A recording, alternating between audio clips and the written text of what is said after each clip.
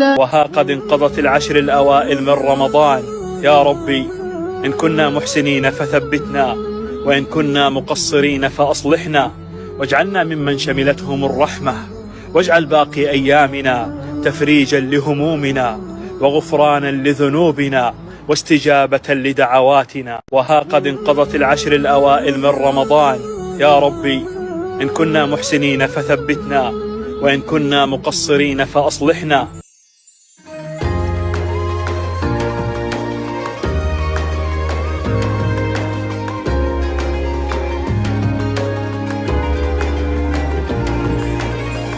السلام عليكم ورحمة الله وبركاته. يوم جديد في بيت فريدة، وحشتوني جدا جدا جدا. لو أول مرة تشوفوني، أنا فريدة وعندي 28 سنة، والنهاردة أشارك معاكم أجزاء بعض من يومي. بحبكم جدا، ويا رب يجعلكم في الخير، وفي إيديكم الخير، وفي بيتكم الخير. وصلوا على النبي وردوا السلام في الكومنت، وحطوا بقى لايك، ولما تحبوني اعملوا سبسكرايب. بصوا بقى، الفيديو اللي فات سألتوني كلكم عن طريقة الرز المعمر، وأنا كده كده كنت عاملاها لكم، بس في ناس قالت لي اكتبي الطريقة وقولي الطريقة بالتحديد، فخليني كده حطيت لكم الفيديو تاني اهو عشان اشرح لكم انا بعمله ازاي. هنحط الصينيه على النار ونحط سمنه، اي نوع سمنه انتوا تفضلوه. اتفقنا؟ دي اول حاجه. ولو حابين نوع كويس يبقى روابي بالقشطه. وكده اصوات بتطلع في الفيديو، معلش يا جماعه استحملوني زي كل مره عشان صدره بتمسك لي بهدني والله. هنحط بقى السمنه على النار تسيح على نار هاديه، ونكون هنا في الخطوه دي على ما هي تسيح بنغسل الرز بميه سخنه. يعني احسن يكون ميه سخنه عشان ايه، لو في نشا ينزل بسرعه وبسيط، يعني غسله والتانيه وخلاص. وكمان مش كتر النشا ما ينزل عشان غلط، عشان الفوائد بتاعته اصلا في النشا. وبعد كده على طول اول ما الرز كله يتغسل نصفي كويس بايدينا. وتاني خطوه ما ننزلش بالرز دايركت على السمنه، احنا بنصفي بايدينا لتاني مره، ناخد كبشه كبشه كده، نصفي بايدينا حبه حبه، وبعدين ننزل بيهم على السمنه. هنا السمنه بصوا ساحت، وكمان قعدت تقدح كده، وانا هنا باخد وبنزل كده برشرش ايه على السمنه كلها، بصفي كده بصوابع ايديا. اول مره صفيت في الحوض، تاني مره بصفي كده في نفس الصفايه عشان خاطر ايه، لو في ميه ولا اي حاجه ايه ما بوظليش الدنيا. بس وبعد كده اخر حاجه كبيت ميه ونزلت تاني ايه، حطيت بقيه الرز.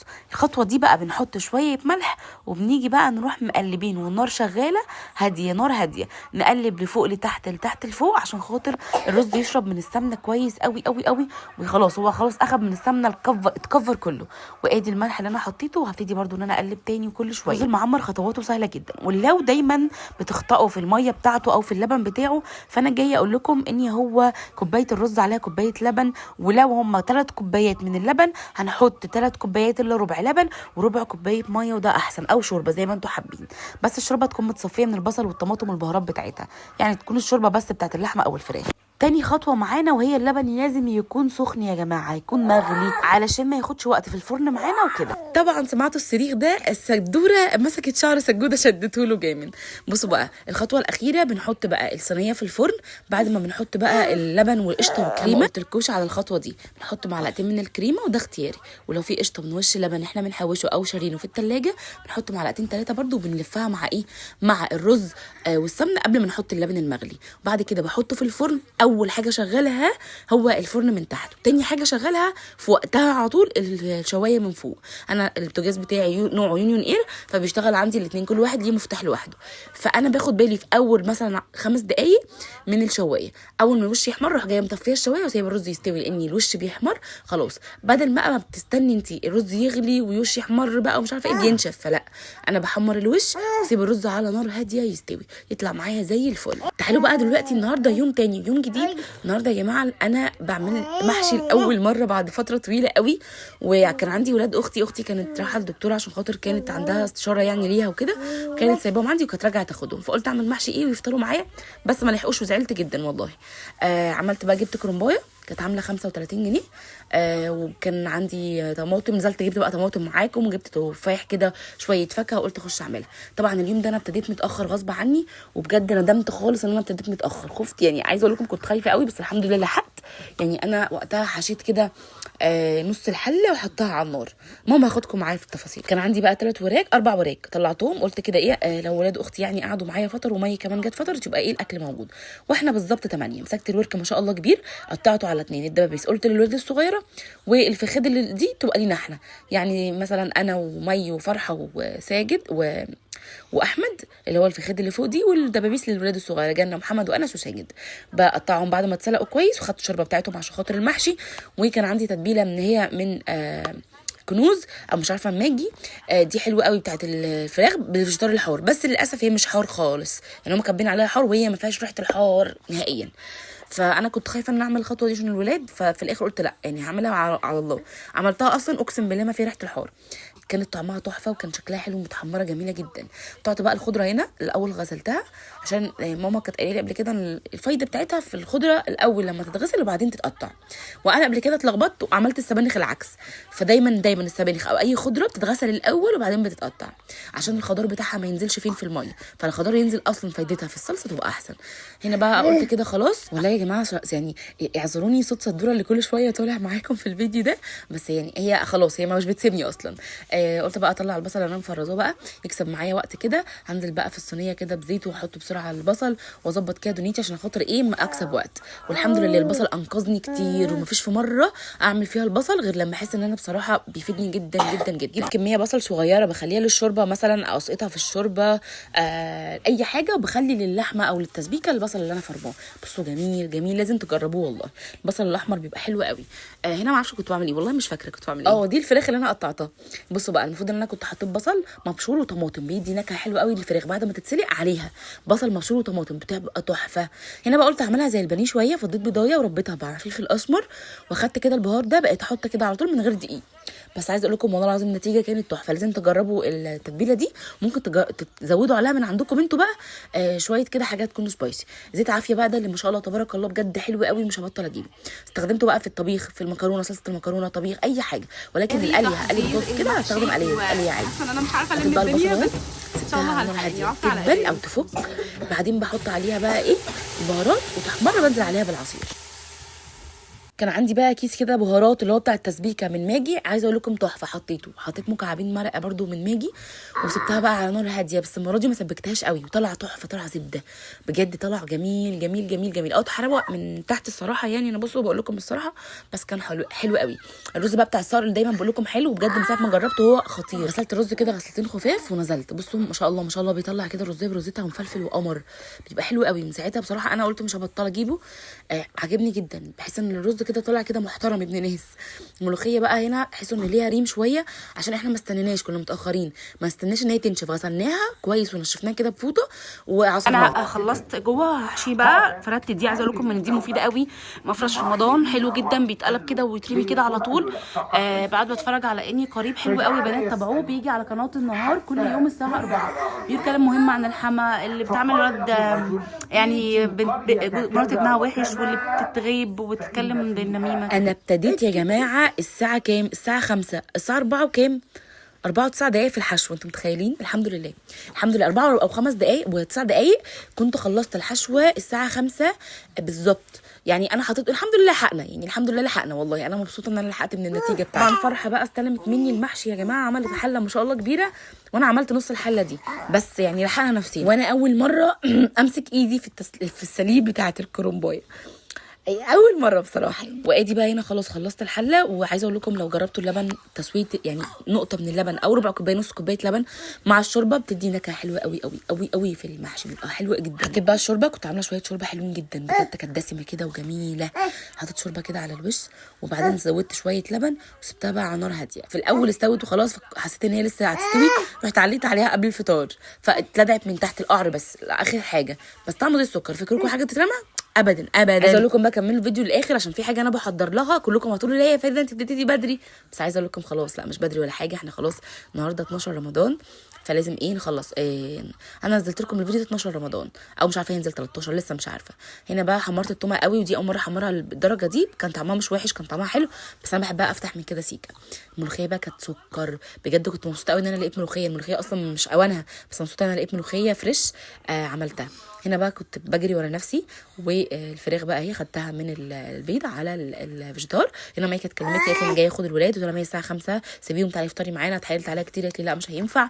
فرحت جايه رحت اخده الولاد وحطيت لهم نوايبهم في العلبه، وكان المحشي لسه على النار ما لحقش يستوى، وكنت زعلانه جدا والله العظيم، بس حطيت لهم نوايبهم وقلت هي تروح تعمل لهم شويه مكرونه بسرعه او تحمر لهم بطاطس.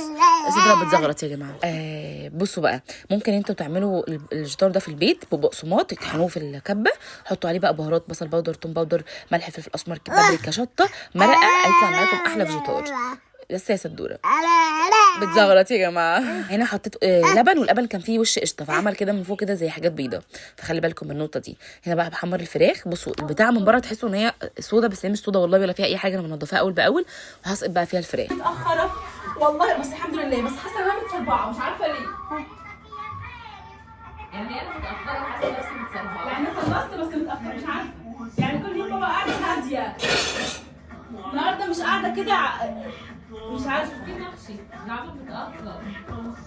يعني المفروض الحله دي نفطر بيها بكره بقى، نسويها بكره على الفطار. يا بنتي انا خرجت ازاي؟ هحط لهم كل واحد حبه كده، اعمل ايه؟ يا اختي احنا والله. سدرة سدرة سدرة، بصي بتعمل ايه؟ انت فاهمه؟ يا حيوانه انت بنت يا بنت انت بقى، ارحميني بقى اللي انت عاملاه في نفسك ده. لا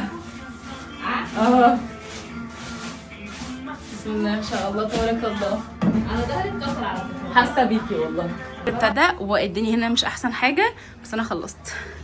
انا خلصت يا جماعه. اوعي يا سدرة بقى. يوم ابيض لما فكرت اعمل محشي بجد.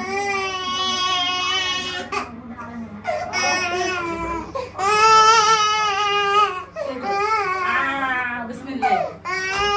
اوعى يا ابني اوعى، جاي في اللقطه المهمه. عجبك؟ واو، هو لزق ولا ايه؟ اخ ياني اخ يا يما.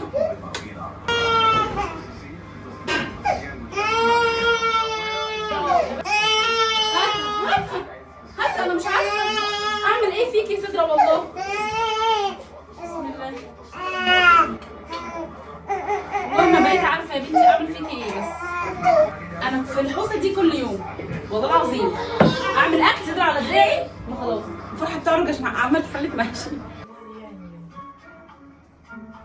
اول حد يقعد على الصلصه ساجد. وطبعا سبت لكم الصوت من غير اي مونتاج عشان خاطر اشارككم يا جماعه المأساة اللي كلنا بنكون فيها. ده حالنا مع الاطفال، ربنا يعيننا يا رب يدينا الصحه ويقوينا. بالله تعبت نفسيا يا ربي، يا رب البنت ما بتسيبنيش لا بنام، لازم ابقى نايمه على جنب معين عشان هي نايمه في الجنب ده. نفسيتي تعبت، ارحميني. ودلوقتي ابقى شايلاها تزرب على دراعي، وفي الاخر اسيبها على الارض تعيط. في ايه بقى؟ في ايه؟ في ايه؟ ما بضحكش. ايه ده؟ والله العظيم يا رب، اللهم لا تراد يا رب. ساجد ده زفت وقطران. لكم باقي اليوم ان انا صليت الحمد لله، وبعد كده طلعت عشان الم الغسيل، ودلوقتي انا لميت غسيل ولسه منشره غسيل دلوقتي. فانا عايزه اقول لكم ان الروتين بتاع اليوم ده فيما بعد روتين اصلا، وانا يعني ايه الحمد لله زي الفل يا جماعه. فحبيت اشجعكم واشارككم النهارده، والاول مره هشارككم ما بعد الفطار.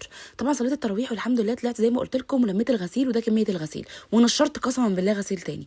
الغسيل بجد تعبني نفسيا ما بيخلص، مش عارفه في ايه حقيقي والله ما عارفه في ايه، بس انا قلت اتشجع معاكم واشجعكم كمان معايا، ولميت الغسيل كله ونشرت غيره.